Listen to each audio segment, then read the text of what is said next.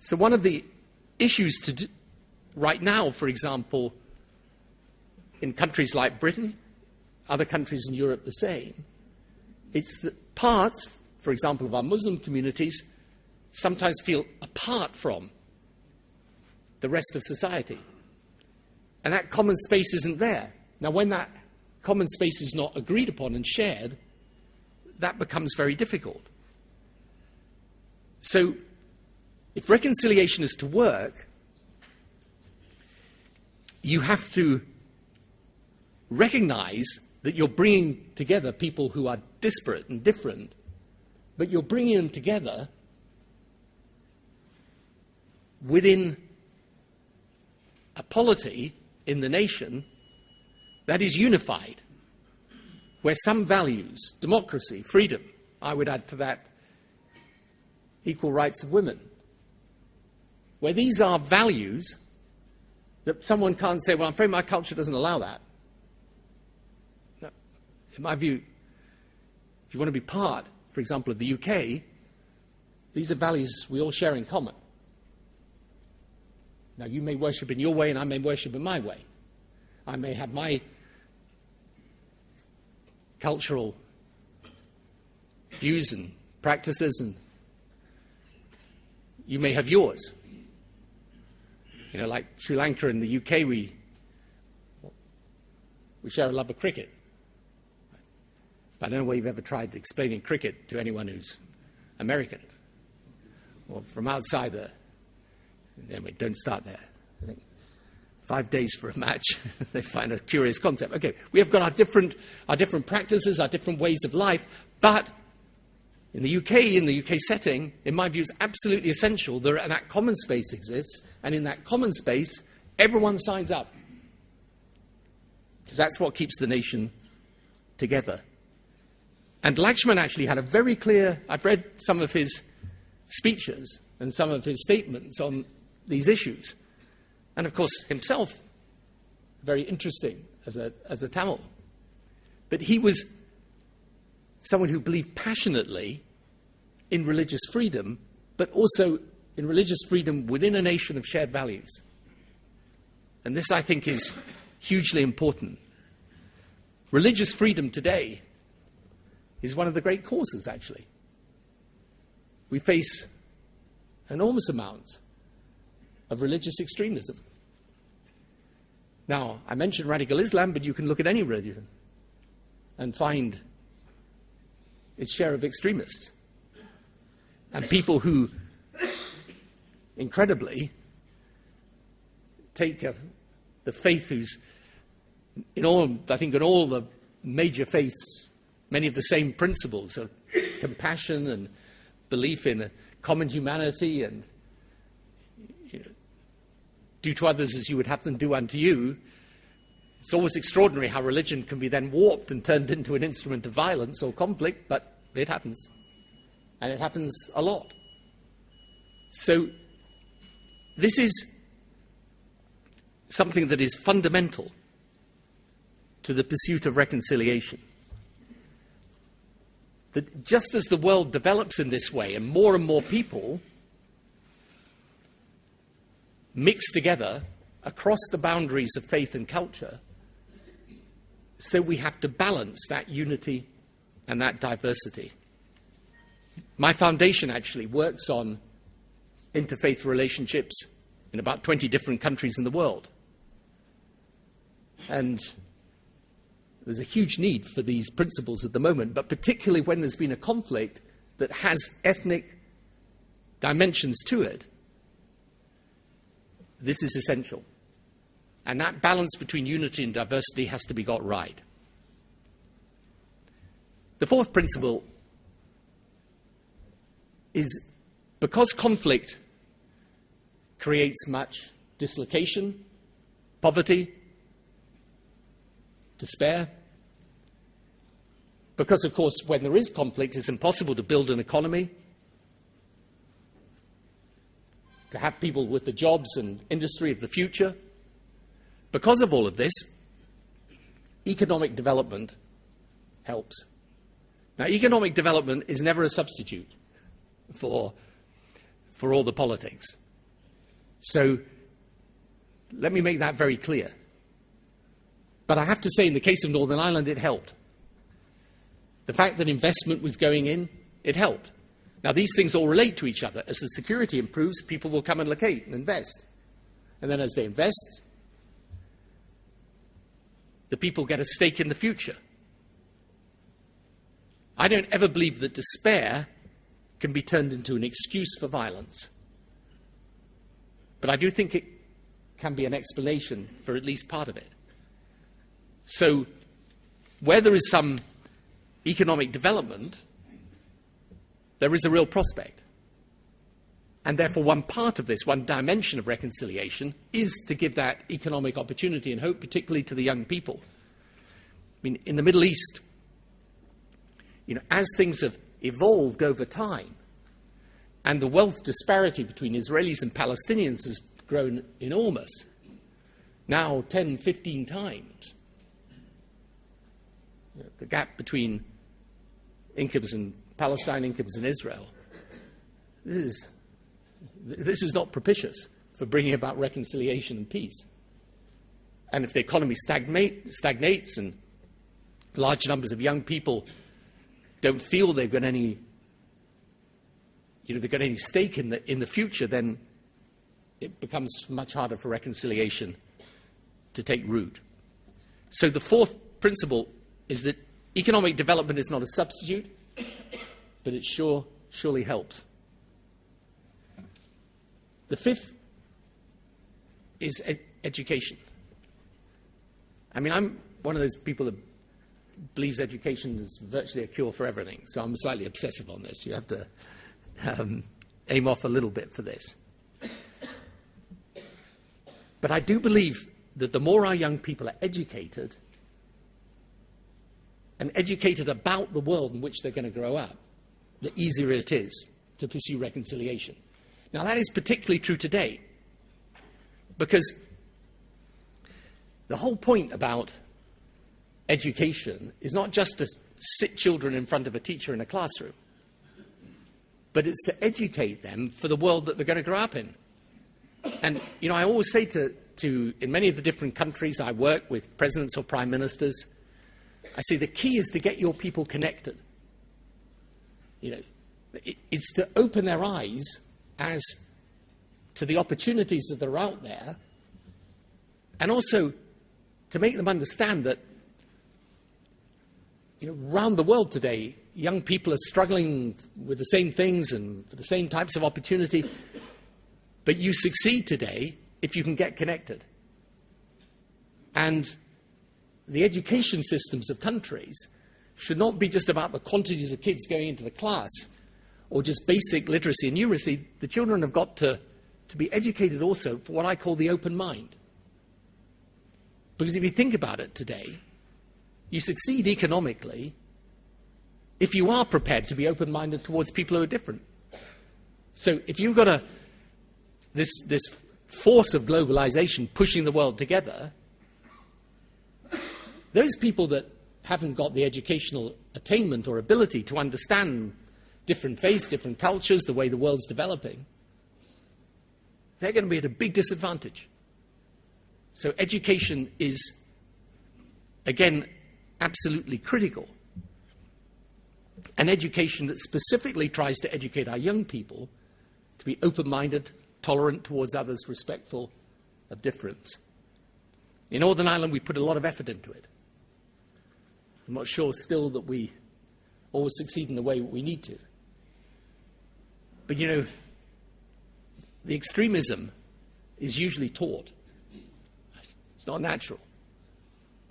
And it can be untaught, by the way. But it's better if we're teaching right from the beginning, according to a curriculum and according to a school organization that puts right at the center of that education, the education for the open mind. And that leads to the sixth principle, which is dialogue. The dialogue has to be deep, it has to be inclusive, and it has to be constant. All the time, we have to recognize the importance, even after there is peace, even when you put the framework that I described for the future that is fair in place. You need a constant process of interaction, of dialogue, of understanding, of people working out their differences together. Because one of the things that happens in a conflict, and I've seen this again all over the world, is that people don't see each other's pain. They know about their pain, and they feel it very deeply, but they don't see the other person's.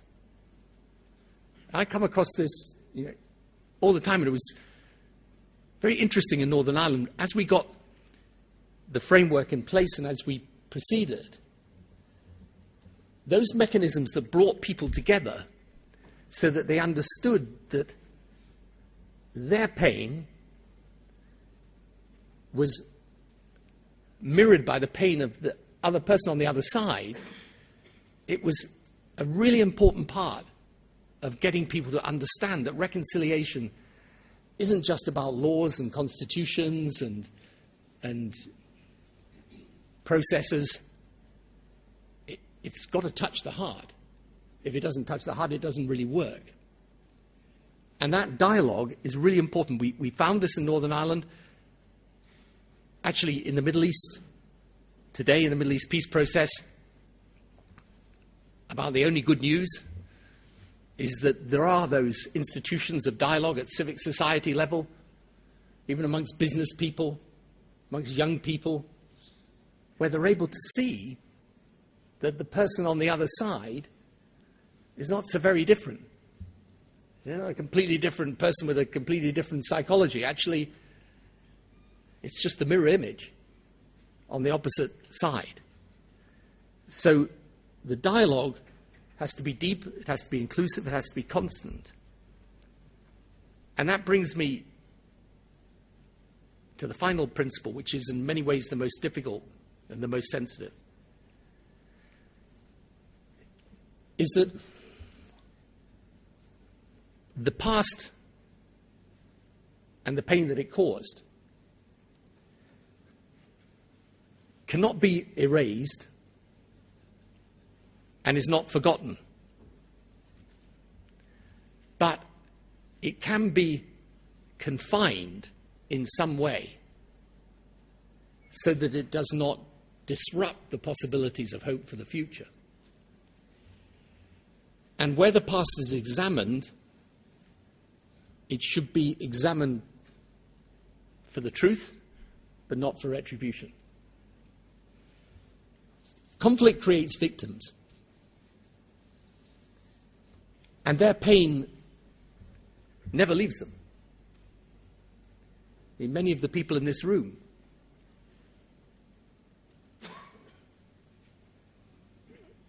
not least Mrs. Kadirgamar herself, know about the pain of bereavement and the suffering that goes with it. And for the people who are left behind, their memories never dim. And for them, the past is in one sense the present and the future. So when we try to pursue reconciliation, always one of the most difficult aspects is what do you do about the past? And the conversations I had that I think were more difficult than any other in the course of the Northern Ireland peace process was when I would sit with the victims of the violence on both sides, who felt that their truth had never been properly told, that they never really brought closure to the pain that they faced and suffered. And they would be very critical of what they thought was a political process that seemed to them all the time to be somehow diminishing or relegating their grief. And I used to say, very often, I'm trying to do this because I want future generations to be released from the grief and the suffering that you feel. And occasionally, and I remember, this is an interesting reflection on the Northern Ireland peace process, actually the very worst single act of terrorism happened after the Good Friday Agreement. And it happened in circumstances where it was looked as if at that moment it was going to disrupt the whole of the Northern Ireland peace process. And I remember visiting the families of the victims. And some were just too torn apart by grief to speak. But one man who'd lost his child said to me, there will be people who tell you that now you should stop. He said, I'm telling you now you should carry on in order that parents in the future do not feel as I feel today. So this process of reconciliation, it will inevitably involve an examination of the past and a hearing of that grief and that anguish. And countries have done it in different ways around the world. I mean, Rwanda, for example, did it through a remarkable series of Gacaca courts, which were specific courts brought about after the genocide, where people would exchange their feelings one with the other. In South Africa, you had the Truth and Reconciliation Commission. In Northern Ireland, for example, we instituted an inquiry into one of the worst events that was deemed and called Bloody Sunday, and it was an event that had caused deep anger and alienation within the Catholic community. It's very difficult. The inquiry went on a very, very long time. But we were trying in a way to get people to understand what they'd been through and what they felt as a way of helping them overcome this.